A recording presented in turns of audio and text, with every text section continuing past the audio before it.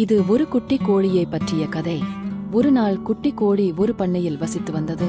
அது நாள் முழுவதும் கடினமாக உழைக்கிறது. அது தினமும் தரையை குத்துகிறது. அது புழுக்களை தேடுகிறது. அது ஒரு புதரில் அமர்ந்து சில முட்டைகளை இடுகிறது. குட்டி கோழிக்கு 3 நண்பர்கள் உள்ளனர். ஒரு பூனை, ஒரு நாய் மற்றும் ஒரு குதிரை. இந்த விலங்குகள் கடினமாக உழைப்பதில்லை. பூனை வெயிலில் தூங்க விரும்புகிறது. நாய் நிழலில் தூங்க விரும்புகிறது. குதிரை நாள் முழுவதும் தொலைக்காட்சி பார்க்க விரும்புகிறது.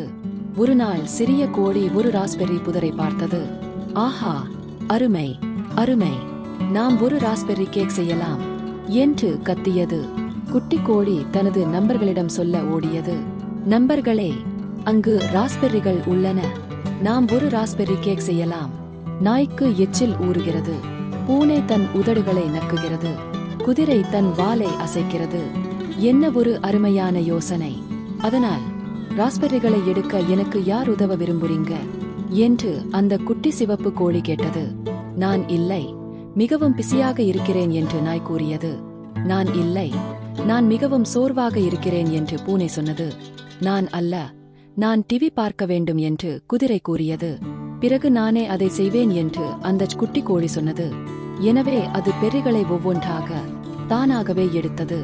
சரி, இப்போது நமக்கு மாவு, சர்க்கரை, பால் மற்றும் வெண்ணெய் தேவை என்று அந்த குட்டி கோழி சொன்னது.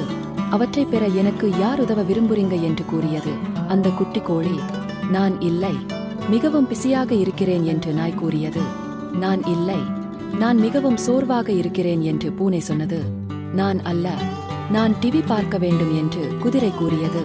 பிறகு நானே அதை செய்வேன் என்று அந்த குட்டி கோழி சொன்னது. அவள் சரக்கு அறைக்கு சென்று மாவு மற்றும் சர்க்கரையை பெறுகிறாள். அந்த குட்டி கோழி குளிர்சாதன பெட்டிக்கு சென்று வெண்ணெயையும் பாலையும் எடுத்தது. பின்னர் அது எல்லாவற்றையும் ஒரு பெரிய கிண்ணத்தில் தனியாக வைத்தது. கேக் மாவை கலக்க எனக்கு யார் உதவ விரும்புறீங்க என்று குட்டி கோழி கேட்டது. நான் இல்லை, மிகவும் பிஸியாக இருக்கிறேன் என்று நாய் கூறியது. நான் இல்லை, நான் மிகவும் சோர்வாக இருக்கிறேன் என்று பூனை சொன்னது. நான் அல்ல, நான் டிவி பார்க்க வேண்டும் என்று குதிரை கூறியது. பிறகு நானே அதை செய்வேன் என்று அந்த குட்டி கோழி சொன்னது. மாவு மென்மையாகவும் பதமாக இருக்கும் வரை அந்த குட்டி கோழி கிளறியது. பின்னர் அந்த கோழி ராஸ்பெர்ரி மாவை மெதுவாக கிளறியது. அது மாவை ஒரு கேக் கிண்ணத்தில் ஊற்றியது. பிறகு அதை அடுப்பில் வைத்தது. விரைவில் சமையலறையிலிருந்து அருமையான வாசனை வருகிறது. நாய்க்கு கேக் மணம் வந்தது. பூனைக்கும் வந்தது. குதிரைக்கும் அதன் வாசனை வந்தது. அவர்கள் அனைவரும் சமையலறைக்கு விரைந்து வந்தனர். குட்டி கோழி அடுப்பில் இருந்து கேக்கை எடுக்கிறது. அது கேக்கை ஒரு தட்டில் வைத்து சர்க்கரை தண்ணீர் தெளித்தது, அலங்காரம் செய்தது. இந்த கேக்கை சாப்பிட எனக்கு யார் உதவ விரும்புறீங்க என்று அந்த குட்டி கோழி கேட்கிறது. நான் நான் என்று நாய் சொன்னது. நான் நான் என்று பூனை சொல்கிறது. நானே என்று குதிரை சொன்னது. நான் அப்படி நினைக்கவில்லை என்று அந்த குட்டி கோழி சொன்னது.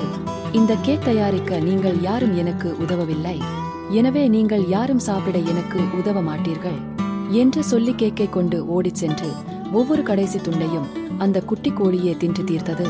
கதையின் நீதி: உதவி செய்தால் பலன் கிடைக்கும். நீங்கள் விதைத்த உதவி ஒரு நாள் நிச்சயம் உழைத்து பலன் தரும். பார்த்ததற்கு நன்றி. மேலும் பதிவுகளுக்கு குழு சேரவும்.